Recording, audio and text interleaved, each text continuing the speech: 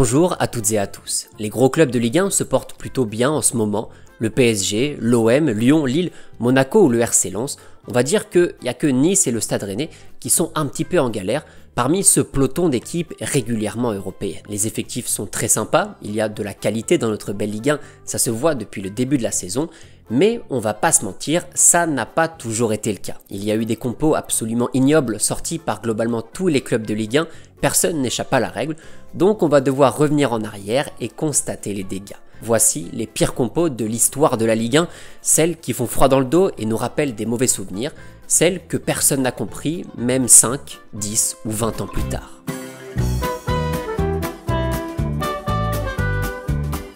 Déjà, avant de commencer, je voudrais dire que l'idée de cette vidéo vient d'un thread Twitter de Scipion il y a quelques années. Je suis retombé dessus il y a pas longtemps, j'ai vu les compos, les commentaires proposés par sa communauté.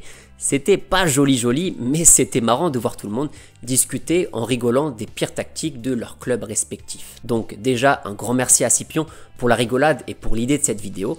Et au passage, ça fait pas de mal, mais bon courage à toi et à tous les supporters girondins. On espère que ça ira pour vous. On va débuter directement avec deux clubs qui se portent plutôt pas mal en ce moment. Lyon et Marseille sont 2e et 4e du classement à l'heure où je tourne cette vidéo. L'OM s'est construit un effectif vraiment solide depuis quelques années. L'OL a dû dégraisser mais peut compter sur des Tolisso, des Morton, des Fofana, etc.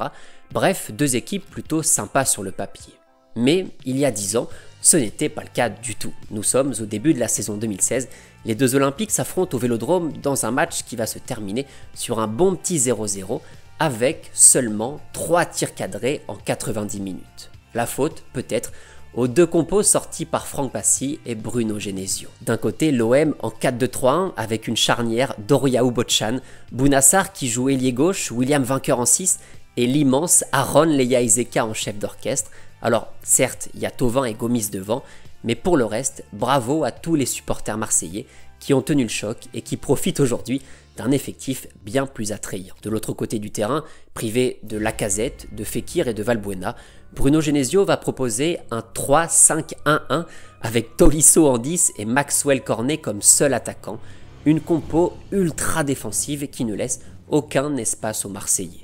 Ça, c'était pour les titulaires, mais je vais vous épargner le banc des remplaçants parce que ça fait peur et on va éviter de refaire des cauchemars. On commence cette vidéo de la plus belle des manières, un bon petit 0-0 à Marseille, et bien évidemment, ce ne sera pas le dernier. D'ailleurs, Thauvin et Tolisso sont toujours présents en Ligue 1 et tu vas même pouvoir les aligner sur MPG pour me défier. Oui, tu as bien entendu, je lance mon tournoi sur Mon Petit Gazon, le partenaire de cette vidéo, et cette fois, je te défie. Tu connais déjà le principe du jeu, il faut aligner la meilleure composition possible en respectant un budget fictif. MPG, on parle du jeu de référence dans le fantasy foot avec plus d'1 million de joueurs.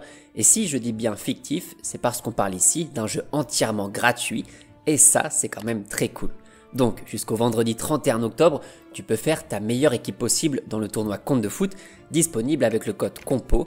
Et comme je suis plutôt serein sur mes chances de titre, j'ai même ajouté des lots. Si tu m'élimines, tu remportes 2 places pour le match de Ligue 1 de ton choix. Et si tu remportes le tournoi, tu remportes le maillot floqué de ton choix.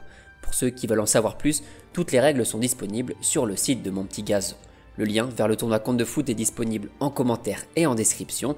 Vous avez jusqu'au vendredi 31 octobre pour accéder au tournoi avant que la grande bataille ne commence. 0-0 par contre, ce n'était pas du tout le score de Grenoble-PSG en avril 2010, puisque les Grenoblois, pourtant derniers de Ligue 1, ont tapé les hommes de la capitale sur le score de 4-0.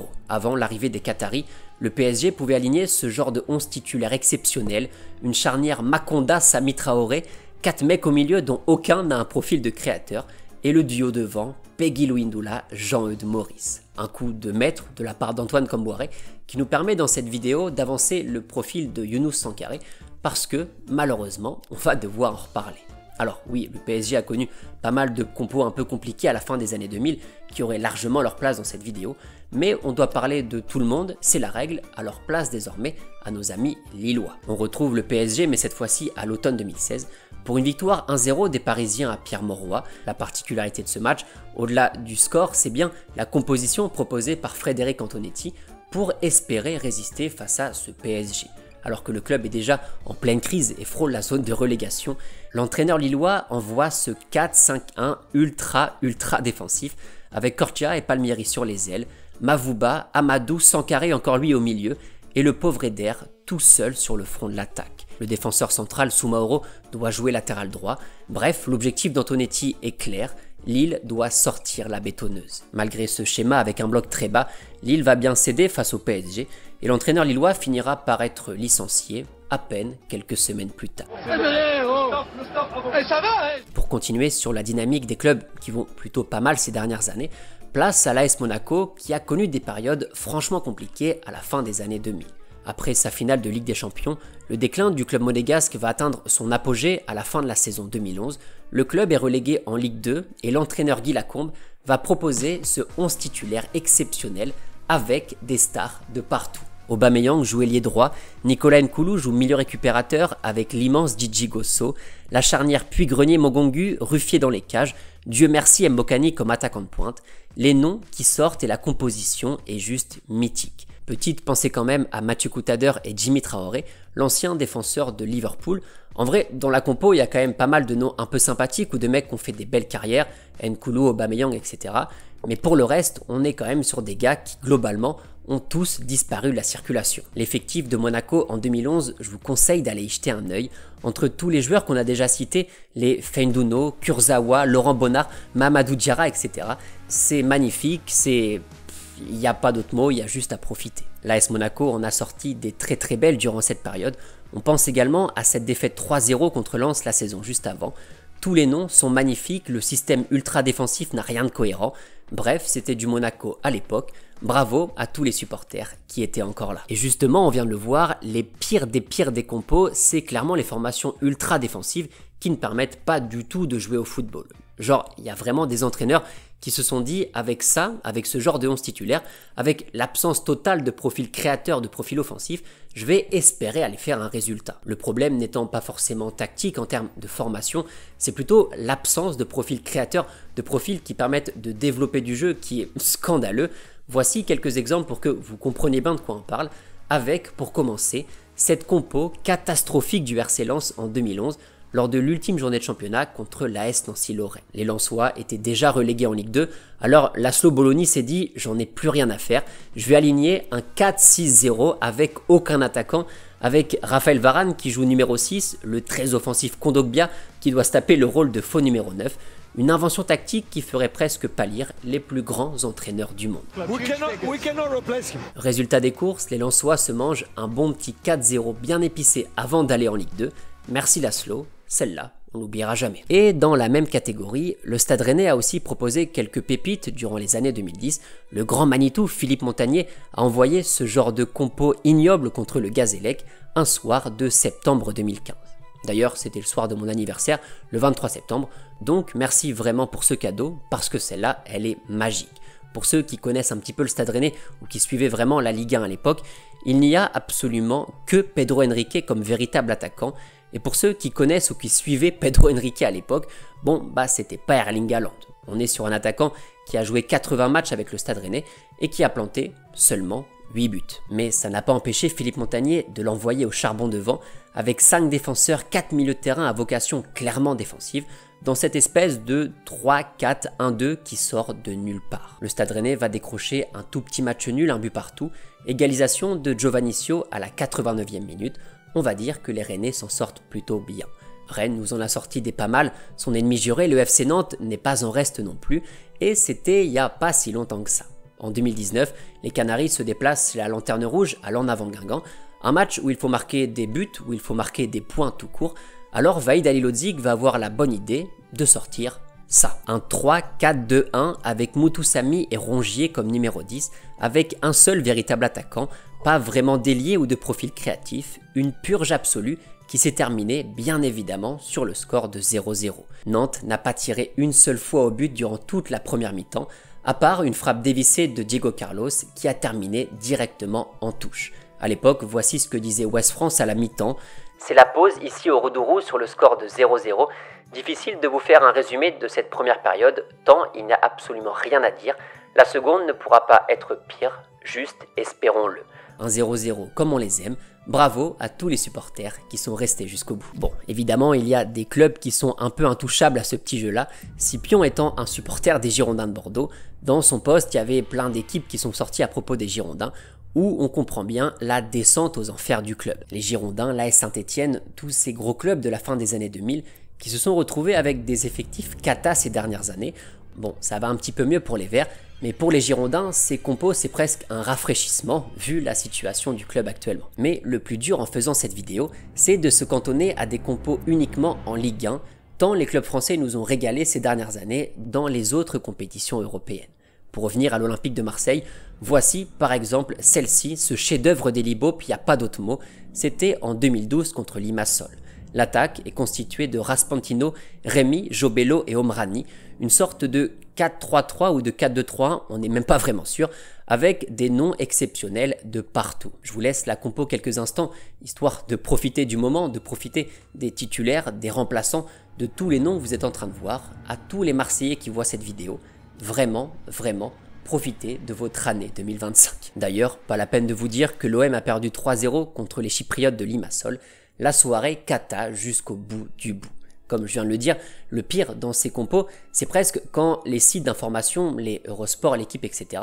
sont même pas sûrs de la compo vu les profils positionnés sur le terrain. Par exemple, pour cette compo pas belle du tout de Monaco en Ligue des Champions 2019, t'as Grand Cyr, Golovin, Silla, personne ne sait vraiment c'est quoi leur position, du coup ça improvise la stratégie et personne n'est vraiment d'accord. Se pointer contre l'Atlético en 2019 avec ce genre de 11 titulaire, vraiment bravo à Thierry Henry pour le courage, malheureusement ça n'a pas suffi, défaite logique de but à 0.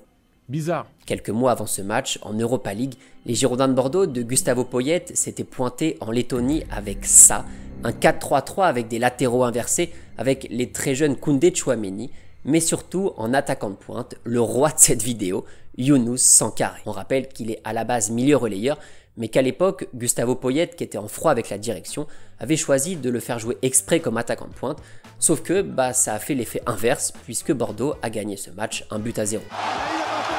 Pour la petite histoire, l'UEFA depuis a condamné l'arbitre du match et le club letton pour une suspicion de match truqué. Bref, c'est le folklore jusqu'au bout. Et finalement, avec tout ça, même le PSG version Qatari a sorti des compos un peu catastrophiques, tous les supporters du PSG s'en souviennent, en commençant par exemple par celle-ci. Enzoki et Kerrer dans une défense à 3, Kurzawa qui joue piston gauche, un double pivot Paredes-Draxler, ça a été évidemment des très bons joueurs de football, mais quand tu sais la qualité de l'effectif du PSG aujourd'hui, il y a de quoi faire quelques petits cauchemars. Petit big up aussi au passage à nos amis toulousains, vainqueurs de la Coupe de France il y a 2 ans et qui font des belles saisons en Ligue 1 depuis, mais qui reviennent eux aussi de très loin. Casanova avait proposé ce 5-4-1 des enfers en 2019 pour tenter de résister face au PSG. Max-Alain Gradel capitaine, Jean-Victor Makengo qui joue ailier gauche, seulement 2 profils de véritables offensifs, c'est du très grand art. Évidemment, les Toulousains vont se faire taper 4-0 contre ce Paris Saint-Germain, malgré le surplus de profils défensifs, comme c'était souvent le cas à l'époque contre ce PSG. Et on va finir avec un peu de soleil dans cette vidéo. Pour tous mes abonnés supporters du Stade Malherbe de Caen comme moi, on va revenir en février 2015 au Vélodrome contre l'Olympique de Marseille. Cette compo avec N'Golo Kanté, Julien Ferré, Emiliano Sala, Thomas Lemar, Hervé Basile ou Neko Benzé. On était sur 6 victoires en 7 matchs. On avait battu 4-1 le Stade Rennais, le RC Lens. On avait fait match nul au Parc des Princes à la 92e. On était heureux tous les week-ends, mais ça, c'était avant. On finit sur une bonne note, j'étais obligé de toute façon de parler au moins une fois du Stade Malherbe de Caen. On a joué Fleury-Mérogis il y a 2 mois, donc autant vous dire que je préfère parler du bon vieux temps. Voilà, pour cette vidéo, c'est terminé, j'espère que le sujet vous a plu. C'était un sujet un peu plus léger que les thèmes d'habitude sur la chaîne, mais ça fait du bien aussi de profiter, de rigoler, de se replonger dans le passé avec un petit peu d'humour et de compassion pour les autres équipes. L'avantage en plus avec cette vidéo, c'est que tout le monde est concerné. Vu la forme et les effectifs cohérents des clubs français sur les derniers mois, il y a de quoi se régaler dans cette vidéo pour tous les supporters de ces clubs-là. Un grand merci encore à mon petit gazon d'avoir participé à cette vidéo. Pour rappel, le lien du tournoi est disponible en commentaire et en description. N'hésitez pas dans les commentaires à partager votre pire compo. Je sais que j'ai pas parlé de tous les clubs, donc il y a forcément des supporters d'autres clubs qui ont des compos catastrophiques à nous partager, des mauvais souvenirs, etc. Donc n'hésitez pas dans les commentaires.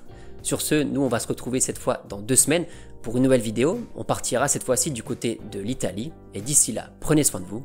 Ciao!